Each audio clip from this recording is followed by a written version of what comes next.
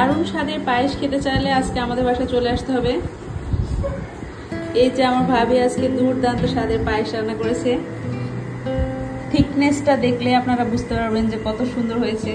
দুধটা একদম ঘন হয়ে খুবই মজার একটা ঘ্রাণ বের হয়েছে, খুবই সুস্বাদু মিষ্টি একটা ঘ্রাণ। পায়েস লাভাররা সবাই চলে আসতে পারেন আমাদের বাসায়। খুব সুন্দর হয়েছে পায়েসটা।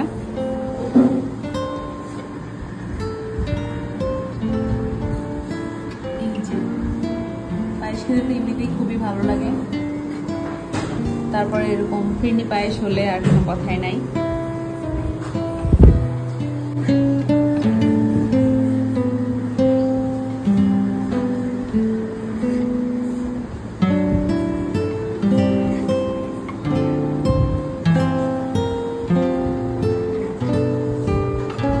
ঘন দুধের মিষ্টি পায়েস।